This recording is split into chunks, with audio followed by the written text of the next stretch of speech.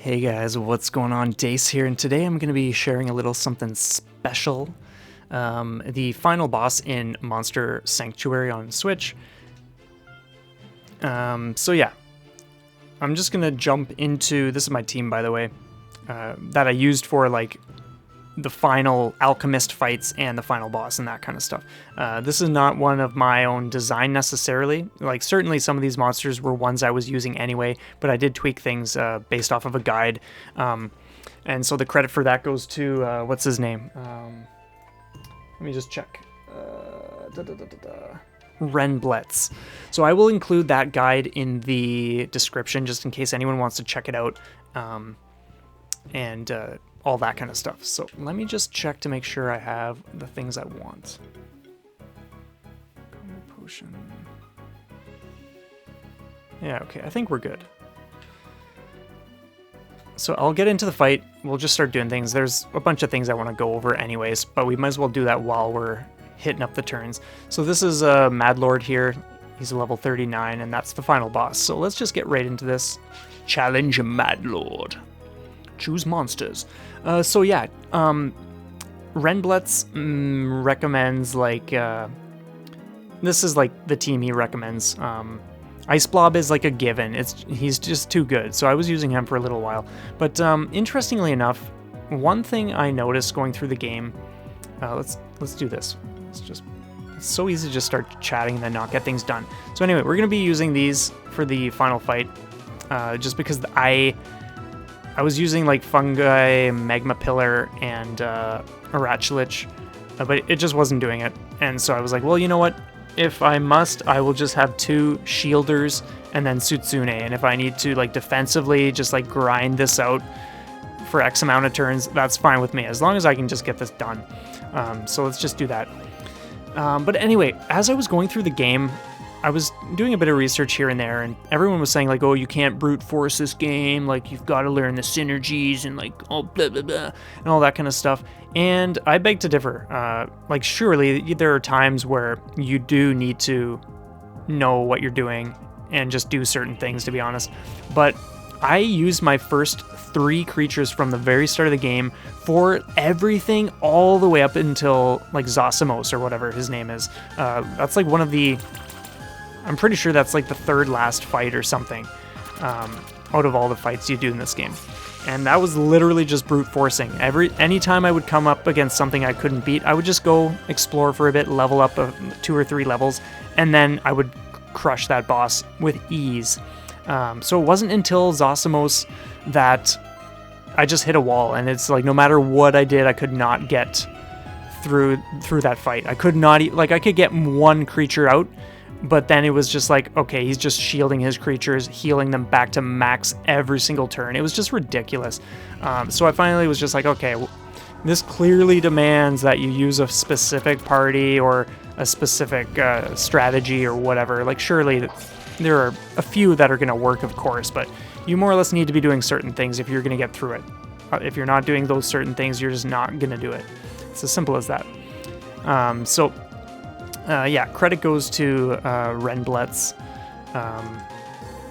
for just the general guidance for this. So anyway, the whole point, if I didn't mention it already, I have, well, yeah, I did mention it. The Ice Blob is there for just shielding, and same with the light shifted Magma Pillar. Well, actually, the Ice Blob is also light shifted, but they're just there to keep the shields topped up. And Tsutsune is there to, well, regardless where you look or what guide, everyone's going to recommend Tsutsune because she's amazing. She can steal the buffs from the monster, so that's pretty sweet. He doesn't have anything on him that I want to get rid of right now, so I can just like attack bit by bit and just stack up the bleed damage, of course.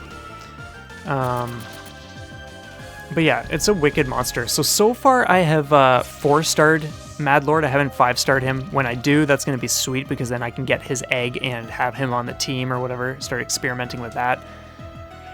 So yeah, I'm really stoked. And let's go like this, get some of these off of us if we can. A couple, okay, cool. And we'll cleanse him of his buff. Goodbye. Let's keep that clear. We just want to keep the debuffs on him, obviously.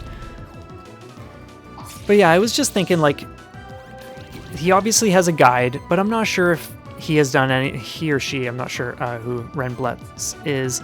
I'm not sure if that person has like shared anything in terms of like a YouTube video, because not everyone is going to search up a guide online. Sometimes people are just going to go to YouTube and nothing else. So I figured, well, as long as I'm giving that person the credit, I might as well be sharing this in case it's helping anybody who was struggling with any of that last minute dungeon final nonsense, like any of that crazy stuff, since it does just get insanely challenging. Toxic Slash.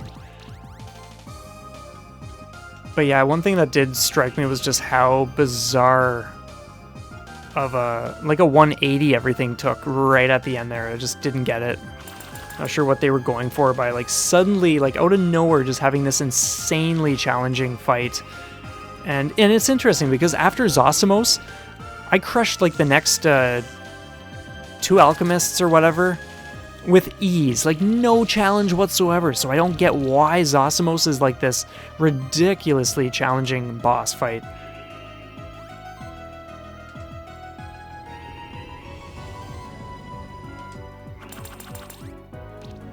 But anyway, it is what it is. Loving this game though, like visually speaking, it's awesome. The music is sweet, and yeah, just the battles, the exploration, like everything you do, you just want to play more and more. Like, there were, yeah, definitely days where I like just wasn't even doing other things other than just like itching to get back to the next session with this because it was so good. But that being said, now that the end has been wrapped up, I'm thankful to have it off my plate because there are definitely other things to get at.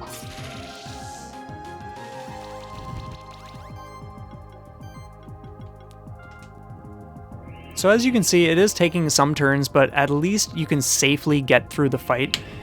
Like if you're not going to go through the lengths to just like have like something that can do it faster, and you're just like, I don't care, as long as I can beat it, I don't care, then this is one way to do it.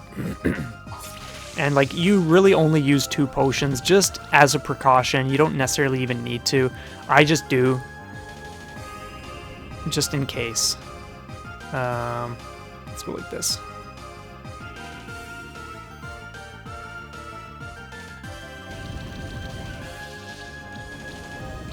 And that's just so that you don't drop down one by one creature and then you're like, oh, well, am I even going to pull it off now? Like, to me, it's just not worth the risk when you can just do this and get it done. But yeah, by all means, if anyone does know like a better strategy or something that can do him faster, I suppose I could even just be looking up how to 5-star him. I just haven't yet. But if you know that already and you want to just like comment, let me know. That would be awesome.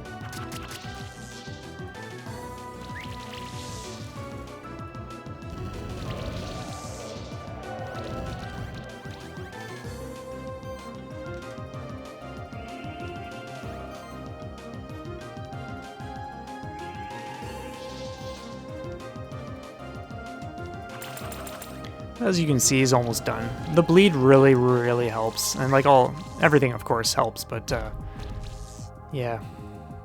It's good times. This game is just so sweet. That's actually crazy that Tsutsune got that low. I have not seen that out of the 3 or 4 times I've fought this guy. That's crazy. But anyway, he's gonna be toast, so it doesn't matter.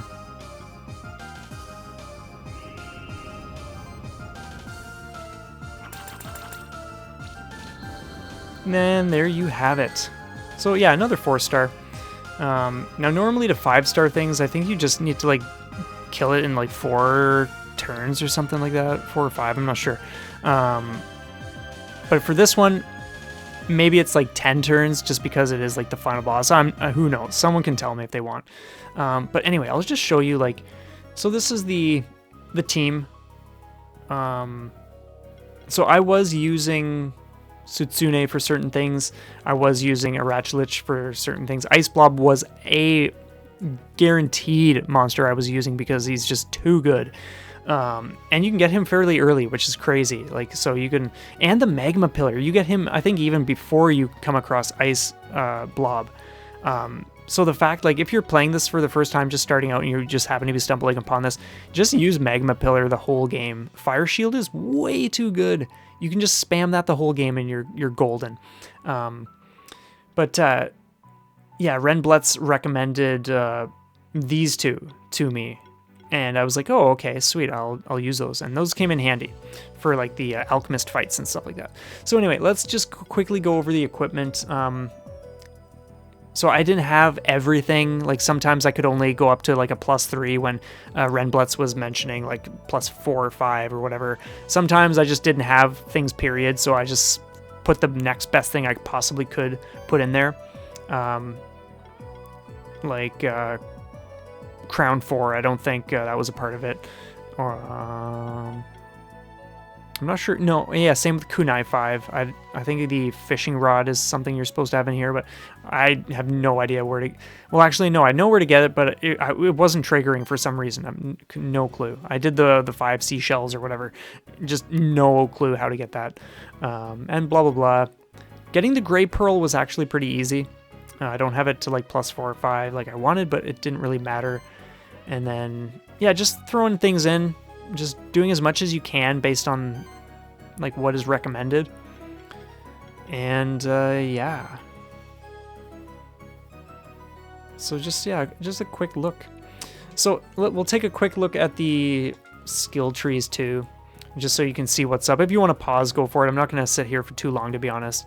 But yeah, this is everything you need. One thing I do love about Saboteur's Shield. Apply a shield equal to 50% of own defense when applying a debuff. That's like just amazing. I love that. And just like other things, honestly, like there are just so many skills and like all these awesome things in this game. It's so good. Heal a random debuff from this monster. Like just so much variety. Like the potential is just insane. If this is your kind of game, like you love going over this kind of stuff, by all means, like get it, because it's just so good. Oh man, oh man.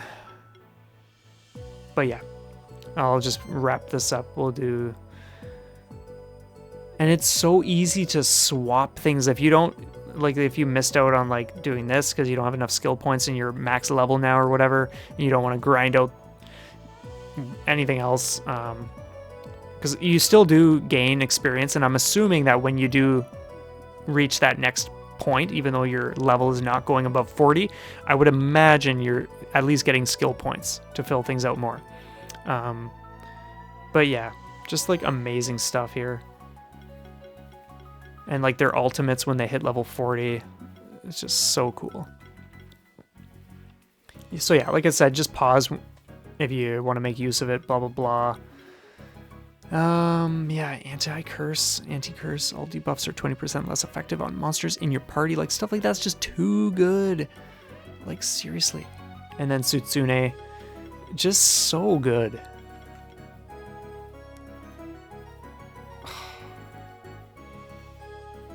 Like, I love it. Whenever an allied monster removes a buff from an enemy, it steals that buff instead.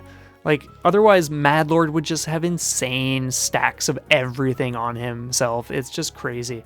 Like, you'll just be demolished. But anyway, that's gonna wrap this up. Awesome game. Definitely glad to have it done, to be honest. But if you're playing, let me know some of the builds you used, or like some of the best things that you did, or anything like that. I'm all for like revisiting this game at some point and just like experimenting a little more. I know I told my close friend GT about this game, and it's totally up his alley. Just from sending him like little vids where I'm chatting about it, he's just like so stoked to check this out. So I can see myself just getting in on some of that action vicariously, and like giving him some pointers or whatever. But anyway, let me know what you think down below. You guys have an awesome day, and we will see you next time.